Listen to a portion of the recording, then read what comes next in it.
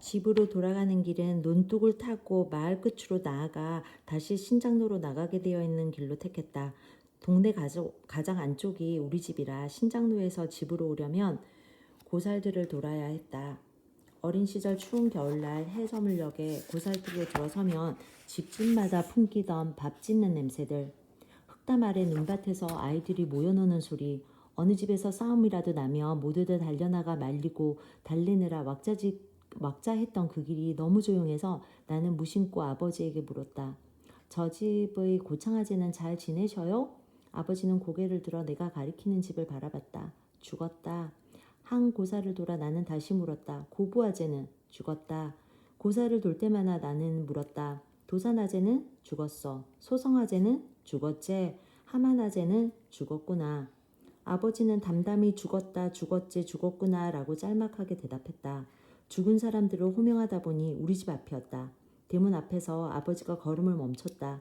비를 머금은 바람이 아버지와 나의 얼굴을 스치고 지나갔다. 신장로에서 고사츠로 들어서는 집집마다의 어른들이 다 돌아갔다는 깨달음에 이마가 차가워지고 있는데 아버지가 다시 걸음을 떼며 혼잣말을 했다. 그러고 보니 죄다들 죽었구나. 나만 남아서 너를 붙들고 있구나. 다른 날보다 많이 걸어서 밤에 깊이 잘 줄 알았던 아버지가 저녁을 먹고 이른 잠자리에 들어 코까지 골며 자던 아버지가 11시 무렵 잠이 깨어 침대에 우두커니 앉아있다가 허나 하고 내 이름을 불렀다. 불을 켜볼 테냐? 작은 방의 스탠드를 가져다 식탁에 켜놓고 노트북을 들여다보고 있던 참이었다. 부엌의 식탁에 앉아있으면 유리문 건너 거실에 아버지 잠자리가 건너다 보였다. 텔레비전을 켜놓은 채 잠드는 게 아버지의 습관이 된 모양이다.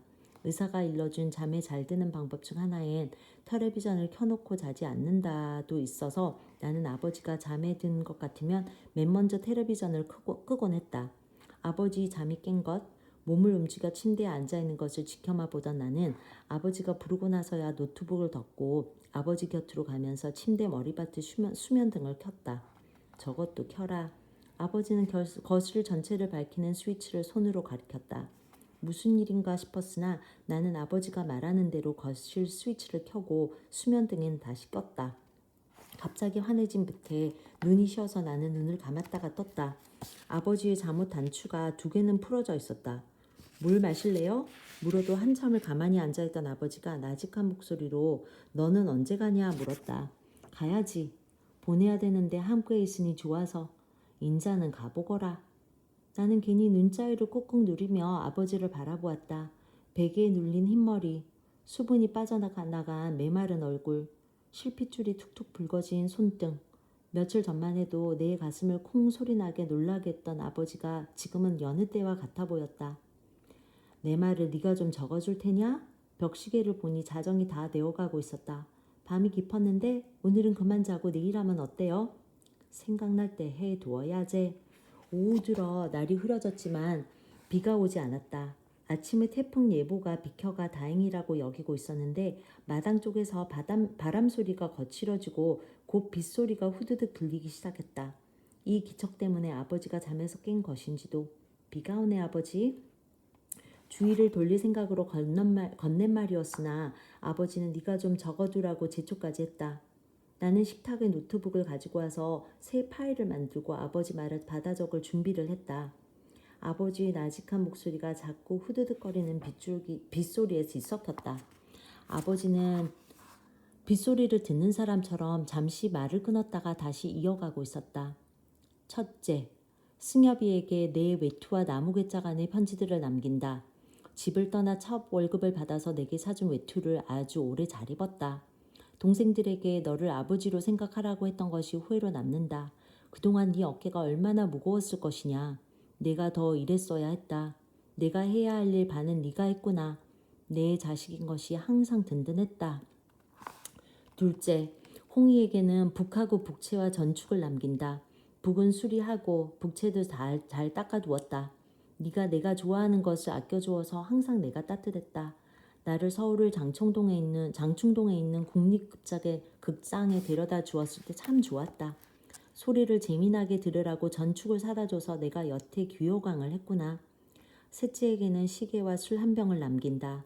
술 이름이 로얄 살루트라고 하더라.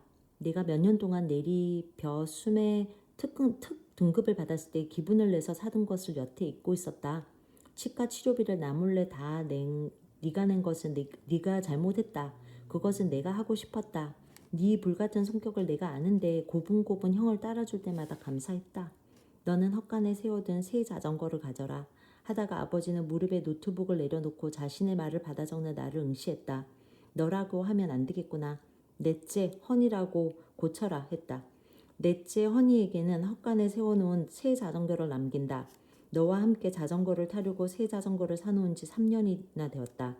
헛간에 엄마 냉장고 옆에 비닐 커버를 씌워서 세워둔 자전거를 말하는 모양이었다. 아버지는 자전거를 사놓고 너를 기다렸다고 했다. 네가 오면 함께 자전거를 타고 새 공기를 마시며 달려보려고 했는데 늦은 일이 되었다고. 아버지는 지금 당신 앞에 내가 앉아있는 것을 잊은 듯이 허나라고 나를 불렀다. 아버지는 네가 밤길을 걸을 때며 너의 왼쪽 어깨 위에 앉아있겠다 했다. 그러니 무엇도 두려워하지 말라고. 다섯째, 이삐에게는 내 선글라스를 남긴다. 네가 언니의 생일에 선물해준 선글라스를 열심히 쓰고 다닌 덕에 내가 아직 백내장에 안 걸렸다고 하더라. 그동안 엄마와 내 약을 대느라 참으로 수고하였다. 만나는 사람마다 내가 어떻게 이렇게 살아있는 것은 다 약사 딸둔 덕이라고 하고 나도 그렇게 생각한다. 너의 손길이 항상 따뜻했다. 여섯째, 막내는 텃밭의 우사 허무는 일을 맡아라. 내가 마저 하려 했으나 엄두가 안 나는구나. 우사를 허물고 그 자리의 밭은 막내에게 남긴다. 네가 고3일 때 하필 내가 여러 번 쓰러졌다. 그 해에 수험생인 네가 나를 병원에 입원시키고 서울의 형들에게 연락하기를 몇 번이나 하면서도 대학에 합격해줘서 감사했다. 허니 엄마 정다래에게는 내 통장을 남기네. 아버지는 말을 멈추고 고개를 숙인 채 잔고가 많지 않아 미안하네 했는데 나는 그 말을 적지 않으려고 하는 마음과 잠깐 다퉜다. 이건 아버지의 말이다. 자꾸만 개입하려는 내 마음을 누르려니 손이 떨려왔다. 정달에 당신은 나한테 열매만 보여줬네. 일생을 내게 열매만 갖게 하느라 얼마나 노고가 많았는가. 미안하고 감사했네. 정다리의 그늘이 얼마나 넓었는지를 그때마다 말로 하지 못한 것이 후회되네. 내가 자주 대꾸를 안 하는 것으로 화를 돋은 거 잘못했네. 당신은 내가 무시해서 그런다 했지만 아니네. 젊은 날 더 많이 옆에 있어주지 못한 일을 돌이킬 수 없어 괴로워 그런 거였으니 용서하소. 나는 아버지 말을 받아 적다가 움찔했다. 내가 어떤 일에 마음이 옹졸해져서 쓰기를 주저했던 말들이 메마른 아버지 입에서 풍부하게 느릿느릿 흘러나왔다. 아버지가 내게는 황송한 자식들이라고 했으나 나는 차마 그 말은 적지 못했다. 무릎이 노트북이 자꾸 미끄러지려고 해 나는 노트북을 아버지 침대에 올려놓고 무릎을 꿇은 채 자판에 손가락을 갖다 댔다. 아버지는 무슨 말인가 더 하고 싶은지 방바닥을 물끄러미 바라봤다.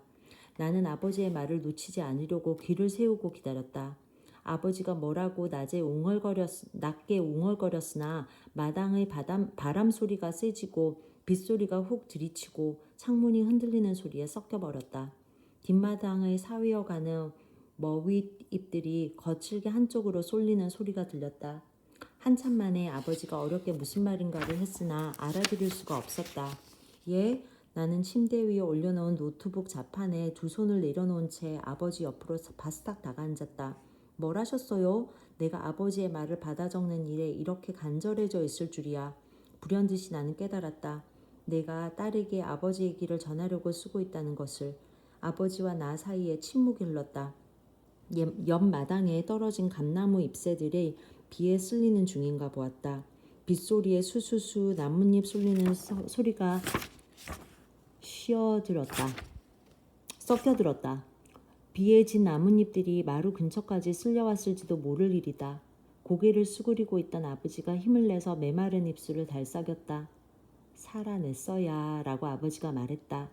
용케도 너희들 덕분에 살아냈어야 라고.